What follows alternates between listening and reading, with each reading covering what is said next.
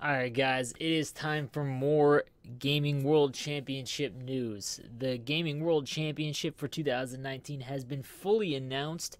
We got a little teaser before the weekend from Nasher and Arda. Now it is time to discuss all of the details so far for 2019. It is interesting. I'm No Sleeves 12. Let's talk about it.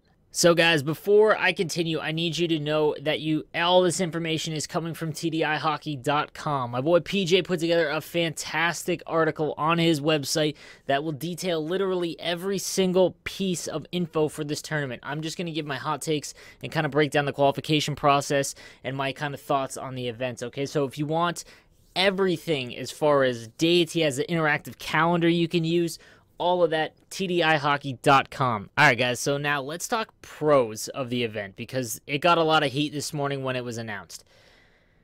Last year, it was Versus, and unfortunately, because it was all done through the NHL, EA really didn't have any involvement at all, they don't have a big involvement if really, technically they aren't really involved in this one, but again, I'll explain what I mean in a second.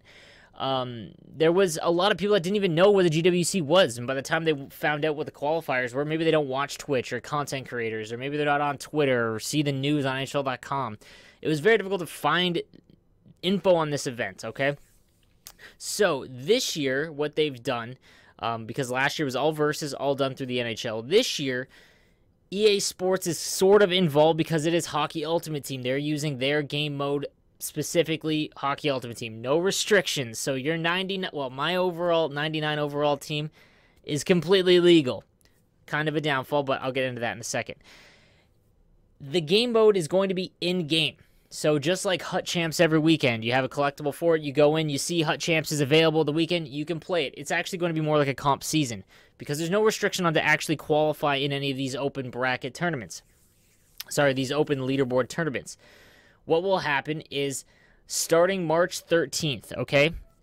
Every week there will be one ladder for each console, for each region. Canada, US, Europeans, okay? It'll be in-game, so you load in comp seasons and you will see GWC 19 qualifications. So this is fantastic in the player-based sense, meaning that a lot more players are going to be involved because if it's in-game, there's a lot less friction. You don't need to know about it, sign up off-site. I mean, you do have to register, but again, we'll get into that in a bit.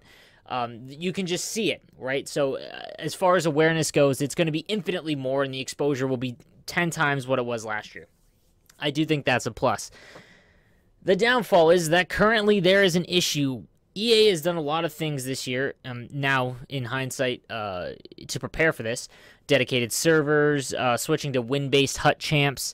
The problem is that win-based Hut Champs switched off this weekend. And the problem was, if you are known or a big-time player, you could barely find a game because on Xbox and PlayStation, there are still ways to see a player who you're going up against prior to puck drop. They could back out, and then the game doesn't count. So as long as EA can take care of that, I'm not sure if they're going to, but if they do take care of it, that will eliminate this big-time flaw. The problem is that if you match up with someone you have a terrible connection with, or a known puck ragger, or someone who glitches to win, you can't back out without taking an L. So in a game where you're in a tournament where you're trying to qualify to win potentially $50,000, one loss is huge. Now, you get 25 of these. Hut Champs is 20, I believe. In this, you get 25. You can play it within the 4-day span that it's on each week, on each console, to try and get into the top 32. The top 32 in each of these qualifiers over the next 4 weeks will get to play in the closed online playoff. And again, I'll explain that in a second. So what is going to happen? I'm going to get the dates right now. The dates for this starting next week, okay? March 13th to 17th. That is when the first qualifiers will exist. You'll load up Hut. You'll see in comp season, NHL 19 Gaming World Championship. You got 25 games to play, okay? At the end of that, at the end of March 17th, okay, the top 32 will get their collectible. You've qualified for the closed bracket. So on each console, PS4 and Xbox, PS4 and Xbox in each region, you've qualified. You can't qualify or participate in another one. Okay, so that's good. So once you have, it's kind of like Hut Champs. When you qualify for Hut Champs that weekend and you have the collectible, you can't play in the qualifiers again. So in a sense, that's good. Now, once all is said and done, at the end of that, once all the qualifier weeks have been played, you're looking at 768 total players qualifying over the 6 brackets of 28 players. 1 per console, 1 per region, okay? That's a ton of players. But again, very good for exposure, and it's going to be intense. So as long as EA can find a quick fix to take care of this problem, because if not, it is going to be a struggle. You're going to have people just completely avoiding anyone known. If you have a tag that's recognized, like Hockey Kings or Regs or, you know, any of the top, Gren, any of the top players, you're going to have a horrible time trying to qualify for this. So as long as they can fix that somehow in the next week, we're in good shape. That would, you know, eliminate a big time problem. Now, once all is said and done and the qualifiers are done and the 768 total players are done, let me explain first how the tiebreaker situation works. So if you say you go 25-0, I'm sure there'll be lots of players that go 25-0. It's amazing. But say you go 22-3, all right? The tiebreaker is the skill rating. So much like in Hut Champs, when you beat someone, you still get a skill rating. It's based on wins, but the tiebreaker is skill rating. And if that's the same, the goal differential during the week of qualification. If that's the same, then it's the earliest qualification, and the end of that, it's a coin flip. So I doubt it's going to get down to a coin flip, but so be it. Just in case, there will be 32 definitive players each week on each console, on each region. So that is how you qualify. So once you've qualified for the closed brackets, okay, what'll happen is you will play a best of 1 for 5 rounds. Yeah, best of 1 sucks, but I mean, last year there was best of 1 throughout the whole way to qualify for regionals, and that was 9 games. So, but I mean, at least it was versus. In Hut, here's the bigger issue. Because it's Hut, they, for whatever reason, decided that the rules for this, injuries on in a competitive game mode, and not continuous OT, but 3-on-3, then a shootout. You're going to have guys trying to qualify for this closed playoff with a shootout. Like, again, I guess great viewing experience, but I don't want to watch that come down to that. And not a skills competition. I would rather watch them try to cycle and make creative play. Like, it's just, this is I mean, the real kick in the nuts, other than the backing out problem. This is the big issue, and they got to find a way. I hope they adjust this. Just make it continuous OT, whatever, move on. But the 3-on-3, then a shootout in a competitive game mode, it's like they have all this money, and they just needed one person in the competitive NHL community to be like, hey, this is how you should probably run it, and you'd be good to go. Volunteer as sacrifice in the future, NHL, if you're watching. But seriously, literally anyone would have acknowledged that you can't do it like this. This is a far better experience, and yeah, it's unfortunate. But anyways, man, with the high overall cards and the no restriction or salary cap, like, you can go down the wing and rip a slap shot from just inside the blue line and score. So that does make it a little bit more difficult. But anyways, what will happen is each online play-in bracket will be played over the course of 2 days. Day 1 will consist of the first 5 rounds of the bracket. Day 2 will be the final 2 rounds of the bracket plus the consolation final. Players will qualify for the finals of the 2019 Gaming World Championship by placing in the top 4 of an online play-in bracket. 1 online play-in bracket per console per region. So day 1 will determine the 4 players that qualify for each regional in-person LAN tournament. Day 2 will basically just figure out the seeding for that event. So you've got to come inside the top 4 of the first day of each online qualifier. So April 13th would be day 1, the big best of 1 qualifier for the Euros. Day 1 for Canada would be the next week on April 20th. The Americans would be final on the 27th, okay? So that would be when their best of 1s are being played. We'll know who qualified, and then obviously throughout that time period, you'll also play their best of 3s among those 4 qualified players to determine the seeding and whatnot.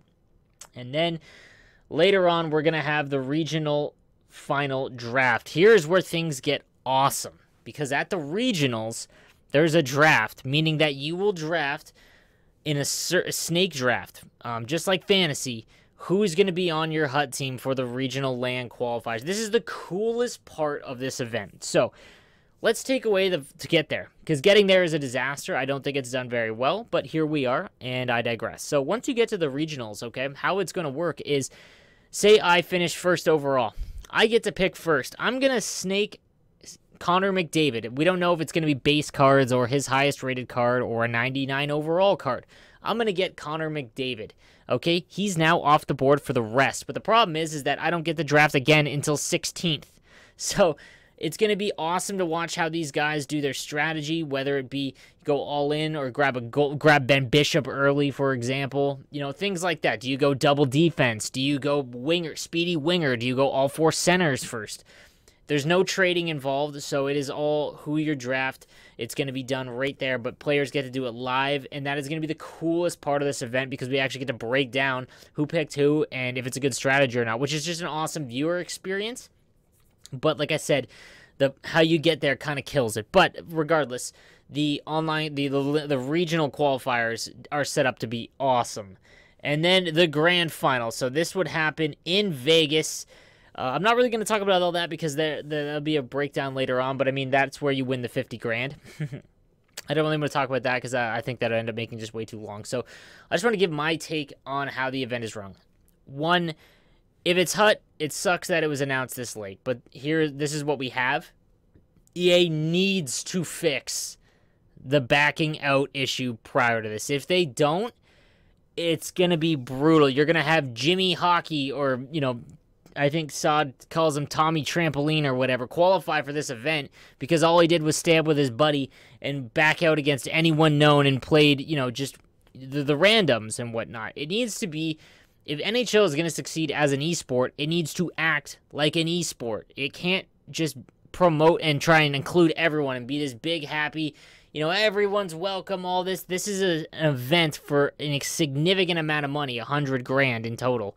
To promote our game at the highest level, you need to have the highest level of players. Making it HUT already kind of hurts that, but in the long run, I think I've made my stance on it. Had this been announced in September, HUT's fantastic for it, for the longevity of this sport.